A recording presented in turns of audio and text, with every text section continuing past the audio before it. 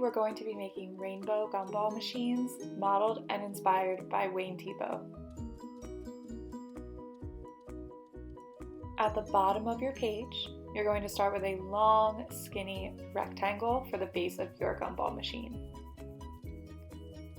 Next, we need an even shorter, skinny rectangle on top of it. For the body of our gumball machine, we need 2 straight vertical lines for the outside edges. Inside the body of our gumball machine, we're going to use straight vertical and horizontal lines, as well as a few arches to add in some detail work.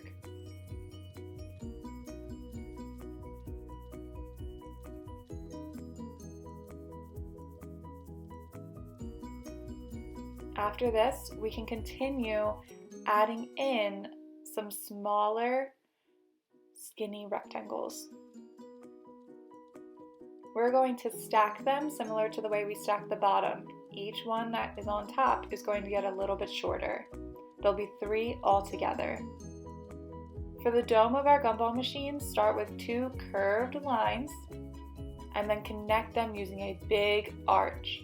This is going to help you make it look as though your circle is more equal. Underneath our detail, we need to add in an oval where the gumballs would drop and roll out of. Shade that in with your pencil after you've finished drawing your oval.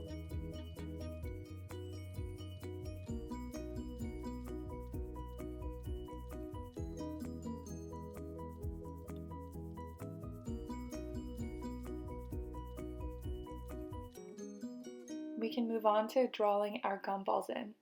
For our gumballs, we are going to be using a circle shape. Try to keep them big, but if you have to add in a few that are half circles or smaller circles, that is totally okay. You do not have to fill your gumball machine all the way up to the top.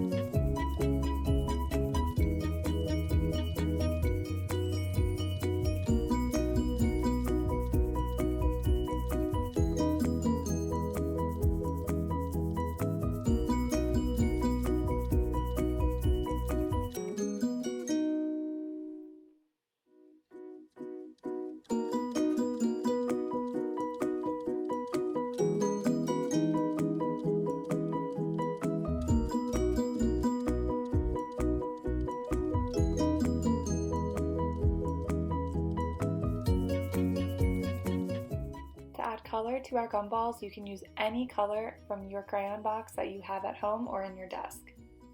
Make sure that you leave at least 6 gumballs completely white. You can either use a silver or gray crayon if you have it, and if you do not have those colors, you can always just lightly press and use a black crayon to start adding in some of the metal detail work into our gumball machine.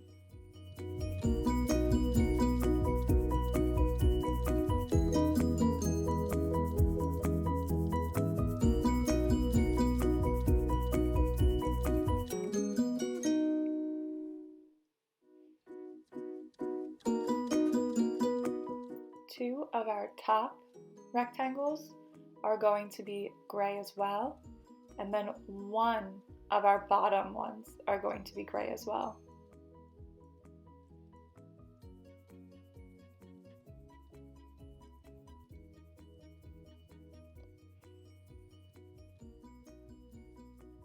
Next up, you can choose any color you want to fill in your skinny rectangles.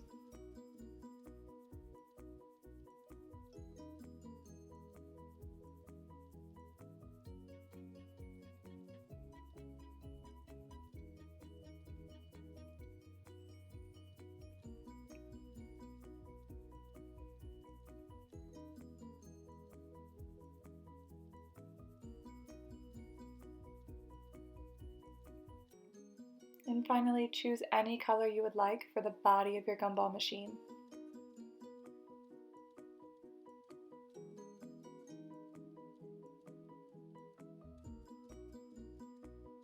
Remember to fill in your white spaces as best as you can to make your artwork look more finished and more vibrant.